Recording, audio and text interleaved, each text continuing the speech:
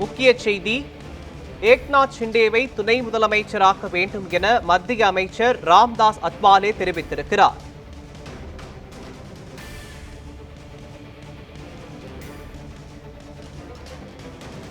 துணை முதலமைச்சர் அல்லது மத்திய அமைச்சர் பொறுப்பை ஏக்நாத் ஷிண்டேவிற்கு வழங்க பாஜக அரசு ஆலோசனை செய்து வருவதாக தெரிவிக்கப்பட்டிருக்கிறது.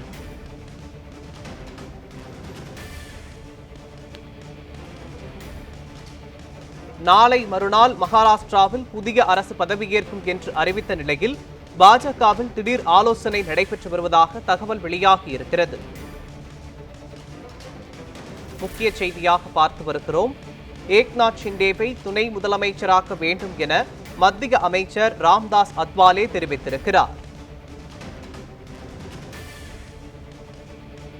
துணை முதலமைச்சர் அல்லது மத்திய அமைச்சர் பொறுப்பை ஏக்நாத் ஷிண்டேவிற்கு வழங்க பாஜக ஆலோசனை மேற்கொண்டு வருவதாக தகவல் வெளியாகியிருக்கிறது.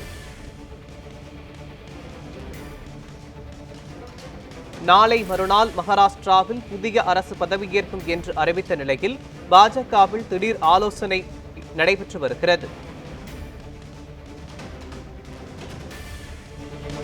முக்கிய செய்தியாக பார்த்து வருகிறோம்.